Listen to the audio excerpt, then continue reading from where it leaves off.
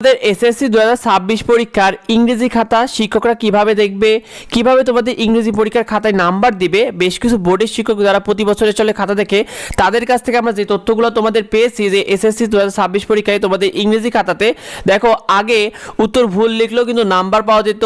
আগে দেখা যেত যে পৃষ্ঠা ভরাট করে আসলেই শিক্ষকরাদের নাম্বার দেওয়ার কথা ছিল, যে বোর্ড বলতো যে পৃষ্ঠা যারা ভরাট করে আসবে তাদেরকেই নাম্বার দিত।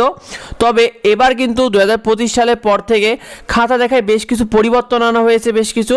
তবে তার আগে তোমাদেরকে একটা বিষয় জানিয়ে দিই, তোমাদের ইংরেজি প্রথম পত্র দ্বিতীয় পত্র দুইটা মিলে কিন্তু 100 200-র মধ্যে তোমাদের 66 পেলে পাস করতে হবে, অর্থাৎ প্রথম পত্র দ্বিতীয় পত্র দুইটা মিলে পাস। তোমাদের প্রথম পত্র দ্বিতীয় পত্রে আলাদা কোনো পাস ফেল নেই, একদম দুইটার মিলে 200-র মধ্যে তুমি যদি 66 নাম্বার পাও তাহলেই পাস। এটাই কিন্তু সঠিক নিয়ম শিক্ষার্থী, তো এটা অধিকাংশরাই ঠিকমতো জানে না। তো তোমাদেরকে জানিয়ে দিই ইংরেজি প্রথম পত্রের খাতা তোমাদের কিভাবে দেখা হবে। তো প্রথমে তোমাদের দেখো রিডিং পার্টটা নিয়ে বলি। রিডিং পার্টটা তোমরা যারা মোটামুটি গুছিয়ে লিখতে পেরেছো তারা একটা ভালো নাম্বার তুলতে পারবে, বিশেষ করে প্যাসেজ পয়েম এবং স্টোরিজের যে কোশ্চিনটা তোমাদের এসেছিল 2 নম্বরে প্যাসেজের কোশ্চিন, পয়েমের কোশ্চিন এবং স্টোরিজের যে কোশ্চিনগুলো ছিল তোমাদের, এই কোশ্চিনগুলো যারা কাছাকাছি লিখতে পারবে তারাই ভালো নাম্বার পাবে। কারণ এই কোশ্চিনের যে উত্তরগুলো এগুলো কিন্তু বইয়ের মতো হুবহু লেখা কখনোই সম্ভব নয়। সুতরাং তোমরা যারা কাছাকাছি মোটামুটি যেটা চেয়েছে সেই কাছাকাছি কথাগুলো যেন লিখতে পেরেছো তারা ভালো নাম্বার পাবে, এটা নিয়ে টেনশনের কিছু নেই। তোমাদেরকে জানিয়ে দিই তোমরা যারা সামারি ফর্মেট অনুযায়ী লিখতে পেরেছো তারাও একটা ভালো নাম্বার পাবে। আর এমসিকিউ ম্যাচিং রিঅ্যারেঞ্জ এবং গ্যাপ ফিলিং এবং ইনফরমেশন যে টেবিলটা রয়েছে এইটার উত্তর মিললে নাম্বার পাবে, না হলে উত্তর যদি না মিলে তাহলে কিন্তু নাম্বার পাবে না, কারণ এইগুলো একদম pure number. MCQ matching rearrange এটাতে আসলে উত্তর মিলতে হবে, উত্তর মিলতে পারলে তোমাদের এটা নাম্বার পাবে, না হলে কিন্তু এটা নাম্বার পাবে না।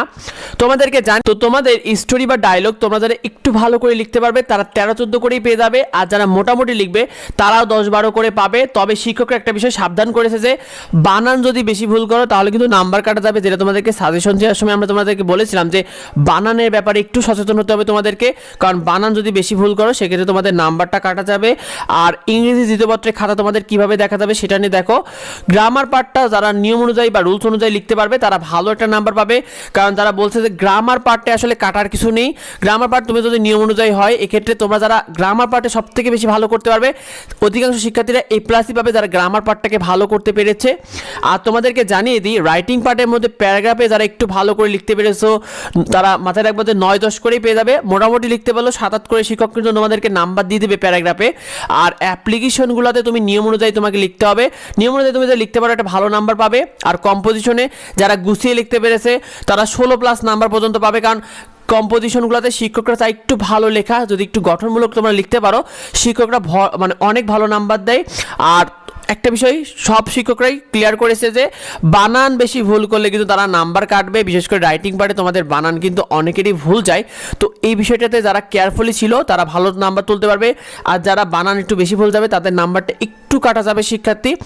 তো তোমাদের পরবর্তী পরীক্ষার জন্য শুভকামনা রইল। আর আমাদের এডুবঙ্গ ইউটিউব চ্যানেলে তুমি নিয়মিত ফ্রি সাজেশন এবং ফ্রি শিটগুলো পেয়ে যাবে, এডুবঙ্গ ফেসবুক পেজও পেয়ে যাবে। সেগুলো পেতে অবশ্যই এডুবঙ্গ ইউটিউব চ্যানেলকে সাবস্ক্রাইব করে রেখো, এডুবঙ্গ ফেসবুক পেজকে ফলো দিয়ে রেখো। আর যদি জানার থেকে অবশ্যই ভিডিওতে কমেন্ট করো। দেখা হয় পরবর্তী ভিডিওতে। ধন্যবাদ সবাইকে।